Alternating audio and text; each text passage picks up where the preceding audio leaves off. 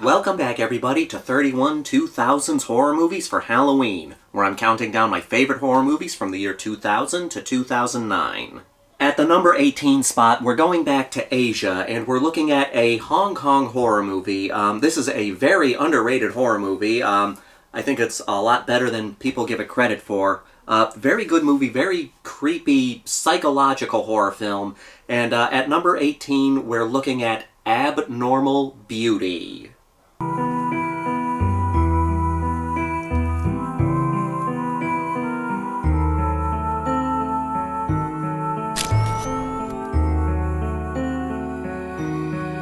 Now, this particular horror movie is in the category of artist horror.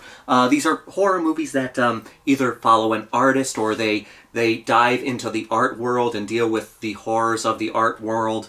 A perfect recent example of this is the 2024 horror movie Stop Motion.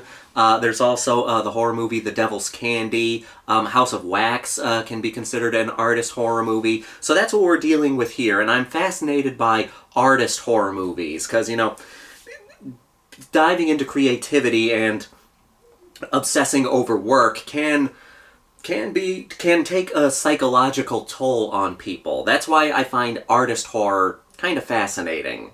In this particular horror movie, we're following a student named Ginny. She is an artist. She does painting, photography, things like that, and she's been in a bit of a creative rut recently. But one day, she comes across this horrible car accident where people have died, and she starts taking pictures of the accident. And she starts becoming fascinated by death, and she starts diving more into death, incorporating death into her art, into her paintings, into her photography. She starts taking pictures of dead things, and it starts diving, it starts getting deeper and deeper into her skull, this fascination with death.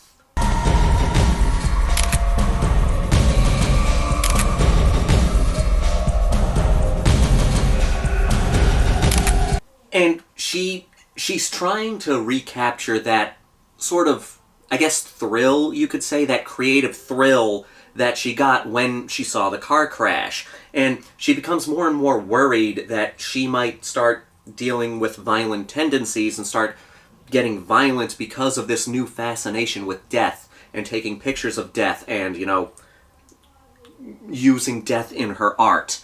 She has a girlfriend named Jazz who is concerned for her, you know, trying to, you know, get her away from this obsession, but, you know, she's just diving further and further into this obsession. And in a way, this is a bit of a descent into madness movie, but it goes in all these different directions.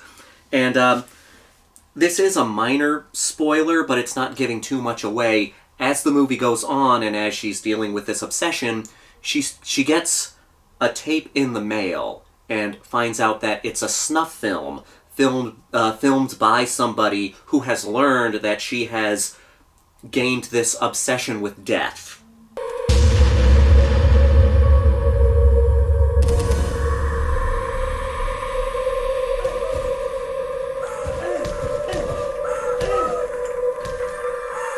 Like I said, this is a very underrated horror movie that I think everybody should see. When it comes to Asian horror movies, a lot of people talk about the Japanese horror movies like Ju-on, The Ring, Audition, things like that. And, of course, I talked about Shudder recently, which was a horror movie from Thailand. Like I said, this is a Hong Kong horror movie.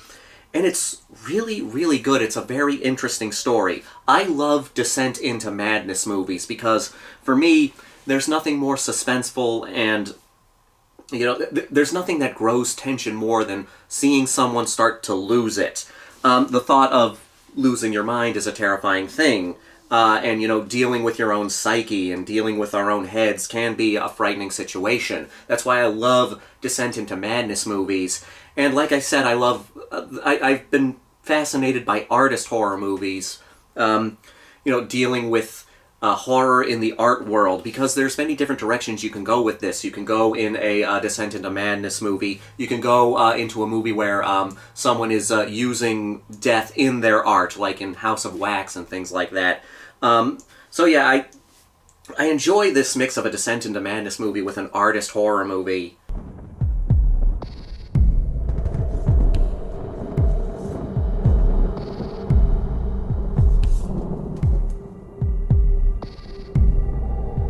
Ginny is a fascinating character. I mean, she does come across as this moody art student, which I've known plenty of those in high school and in community college.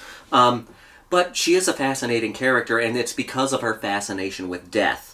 You know, she was in a creative rut, and the only thing that was able to get her out of this creative rut was seeing a car accident. And there are many different scenes where she is exploring this fascination with death and wondering how she can incorporate it into her art.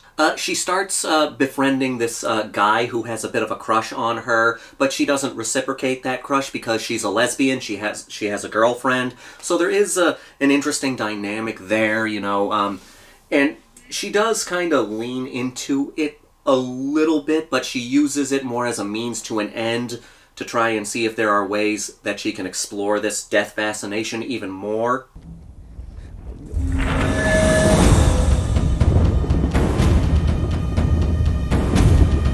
And it's just fascinating watching this journey into her obsession with death and wanting to learn more about death. There are so many fascinating scenes where you're questioning her, is like, is she a good person, or is she a bad person, or is she a good person that's just succumbing to these darker urges? It's really interesting stuff. And for a good portion of the movie, it's a horror movie that doesn't really have a villain. It eventually gets to the point where it does have a villain, but for the first, like, maybe half of the movie, it doesn't really have a villain. Now, that is a minor spoiler, but I think it's an important thing to say because many descriptions of this movie talk about how Jenny receives a snuff film sent to her by a stalker, and that's not the majority of the movie. It's like the first half of the movie deals with her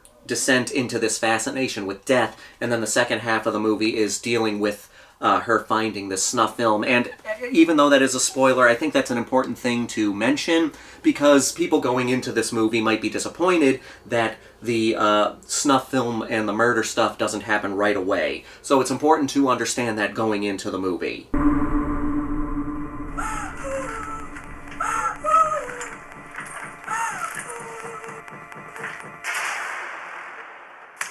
But yeah, it's a good mix of a Descent into Madness movie and then a Descent into Madness movie going into a murder film, like a horror movie about snuff films and stuff like that. That's an interesting way to go, because you have this woman who is dealing with, dealing with her own psyche as she's becoming fascinated with death, and then she is thrown into this situation where someone knows her fascination and is now showing tapes of them killing someone.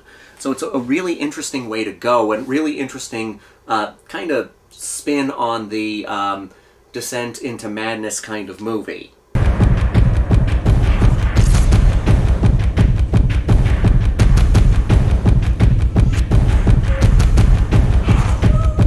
Don't go into it expecting this all-out serial killer-esque gore fest. Go into it expecting a psychological horror movie that goes into more disturbing territory in the second half. I think you will be satisfied for that. But yeah, Abnormal Beauty, if you like Asian horror movies and you haven't checked this one out, I would say check it out. It's a good, unique horror movie for Halloween. If you're looking for something different to watch around this time of year, I think Abnormal Beauty is a good horror movie to watch for a different experience, a different kind of Halloween horror movie. Kagay!